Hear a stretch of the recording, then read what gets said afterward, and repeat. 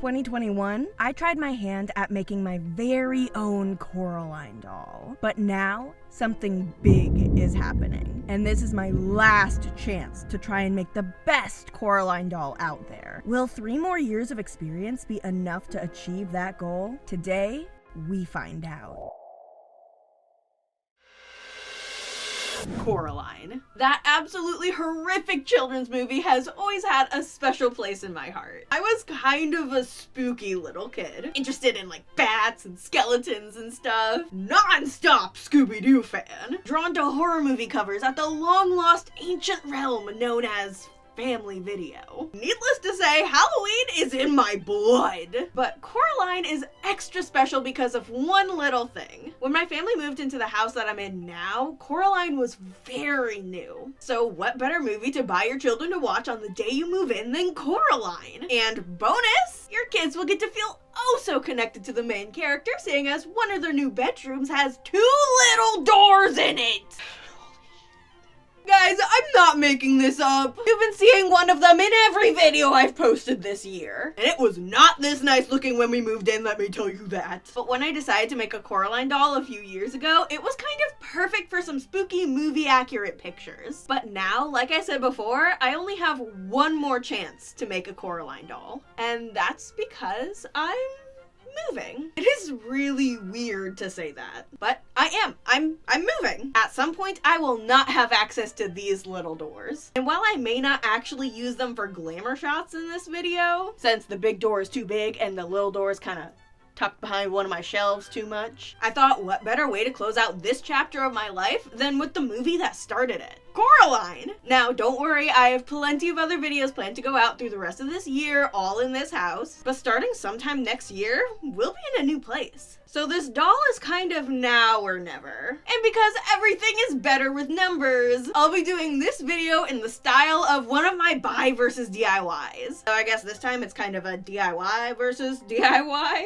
But we'll have a full rating and ranking section at the end of this video to see if I officially made a better Coraline doll. Mathematically. Now with all that said, I think it's time I stop my rambling and get to designing. So what I'm thinking is this. I designed a little outfit based on some of my favorite pieces of clothing. This green tank top, a curly black pair of pants, and then the outerwear. See, I wrote this script with the knowledge of literally everything that goes down in this video. And since I don't want to string you along with one idea when I really ended up doing another, I'm just not going to talk about the outerwear right now. It'll be worth it though, trust me. Things just didn't quite go according to my original plan, which was, yes, my dinosaur sweater. But that's all I'll say on the outerwear situation. As for the fabric for this all, I'm gonna use my regular minky fabric for the body, some actual apparel fabric for the clothing, and this teddy curl fabric for the hair. Pretty darn accurate, don't you think? Oh, and for a final touch, I got this lovely metal Coraline key. Now I think that will do it for the materials, so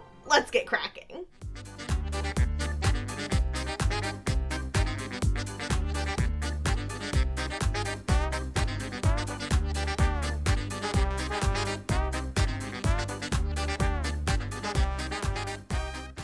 Okay, we have gotten past the hard part, and now we can just kind of like cruise into mindless sewing, which is good because we actually have a lot more stuff to do. So yes, it is kind of early in the video for us to like cruise into the mindless sewing time, but that is because there is actually a lot more to do when it comes to like the fact that I am bald currently, and the fact that I am not standing me. I have obviously clothing on right now. The doll me, the mini me. I also still have hair. You can tell by how many times my head accidentally gets in the camera when I'm trying to do something. So, let's get to work.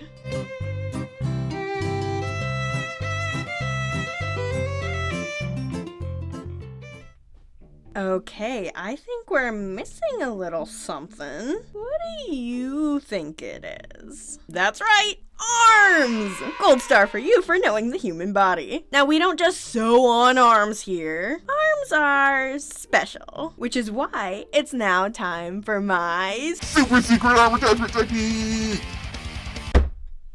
Done. Now, all we have to do is pin and sew up the sides, the back, and add on those feet. So let's do that real quick and then the skin will be done.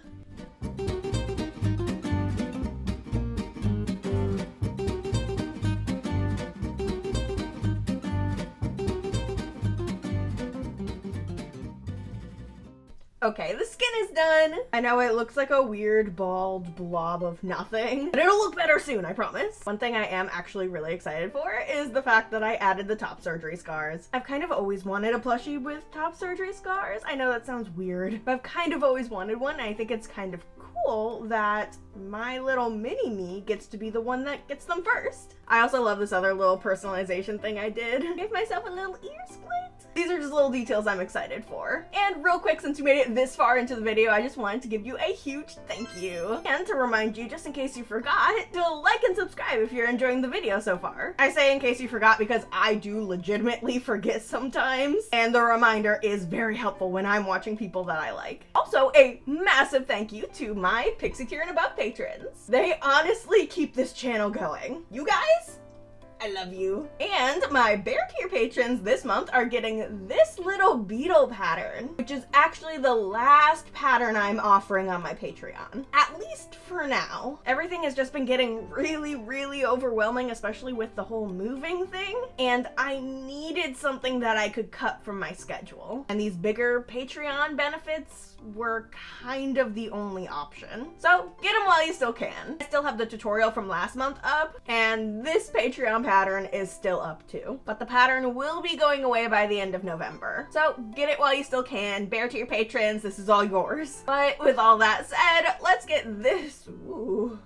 backflip. Let's get this little guy stuffed.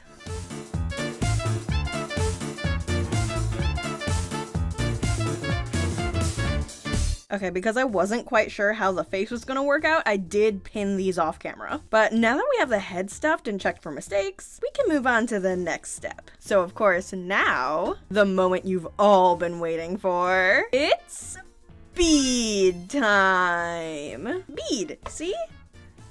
These teeny tiny glass beads. So because this guy is so little, I want him to still be heavy, so we've got these glass beads, which are the heaviest and most expensive weighting method I have. Now, bead time.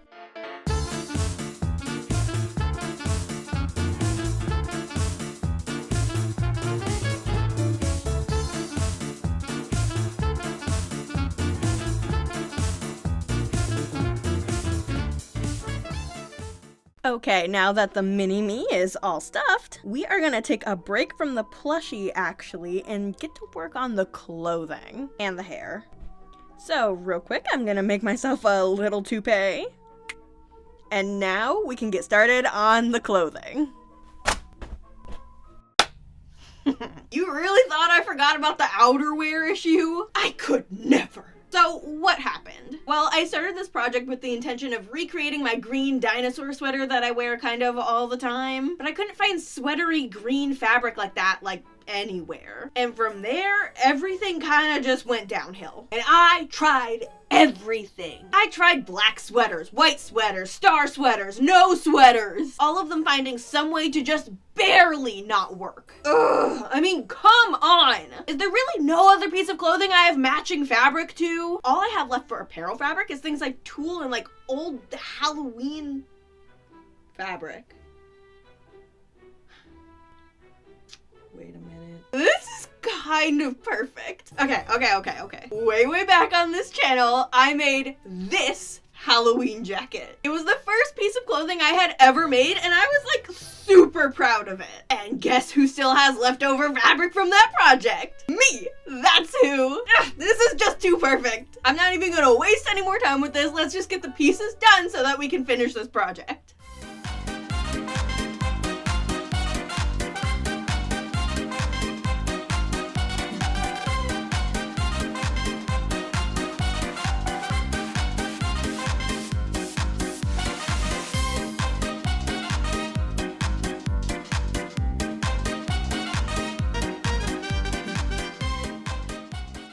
Okay, time for some hand sewing. What we're gonna need is a little bit of black, a little bit of tan, and maybe some brown. We'll see. Part of me feels like I should use brown for the hair, but part of me feels like I could just use this. I don't know. We'll see. But what we're hand sewing is the hair, the eyes, some little detail work on the mouth, then, of course, sewing up the back. I think I'm gonna start with the eyes, so I don't have to worry about these moving out of place.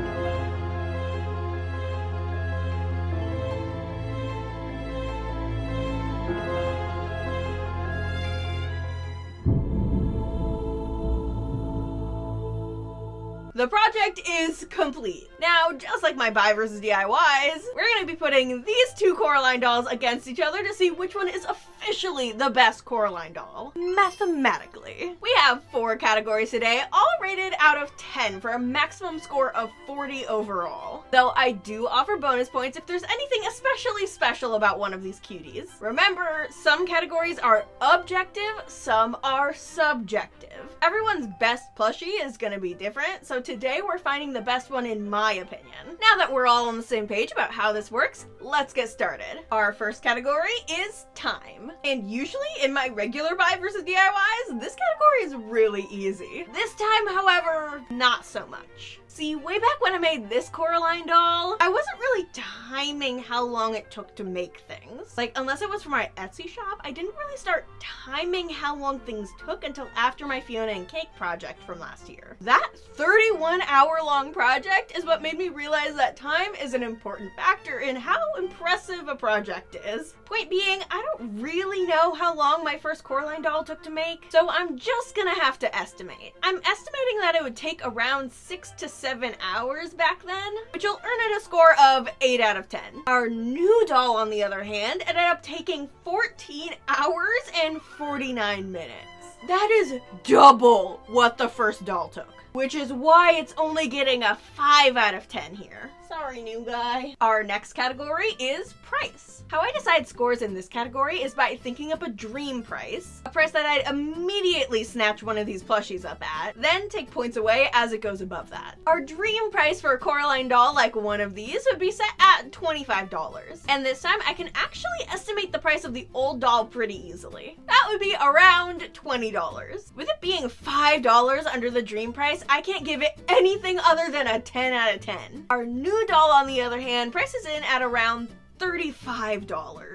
Yikes. That means I'll have to give our new doll here a 6 out of 10 for price. Okay, these last 2 categories haven't gone great for the new doll, but I'm sure they'll make it up in the next few. So, up next, we have accuracy. How much do these mini Micas match up to the real deal? This time, it's no contest. The new mini me is so much better when it comes to actually looking like a mini me. The hair really seals the deal. I'm giving the new doll a 9 out of 10 for looking so similar. But it's not a 100% match since all the glasses I tried for this project in secret didn't really work out. The old doll is getting a 5 out of 10 for kind of looking like me. Like if somebody who knew me saw it, they'd probably go, oh, that kind of looks like Micah. But that's about it. Our next category would usually be hug feel, but since these guys use essentially the same body pattern, there's not a whole lot of difference here. I did use glass beads to weight the new doll, so I guess it makes it slightly better to hug. So instead of fully scoring this section, I'm gonna take it out of the running and just give an extra 0.5 bonus points to the new Coraline doll. And that is why we have 4 categories instead of 5 for this video. Now for the last category. That would be sensory feel. Once again, this category has a clear winner. The old Coraline doll used anti-pill fleece for the body and the sweater, which over time will just feel worse and worse. Like I mentioned in my Q&A for a couple months ago, fleece ages like milk.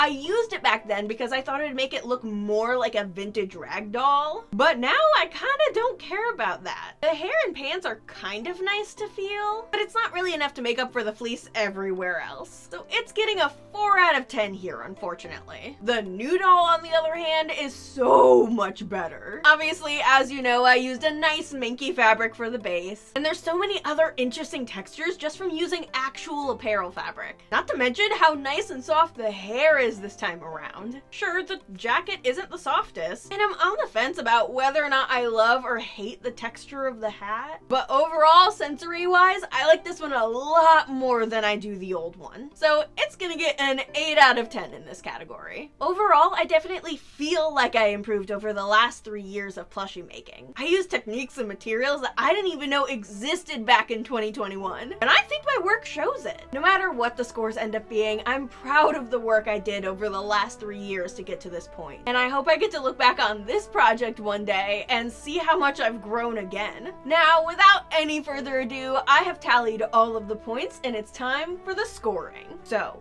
in first place, just barely snatching the win, and deciding if I've improved over the last 3 years of honing my craft. The winner of the 2024 Coraline Doll Challenge is...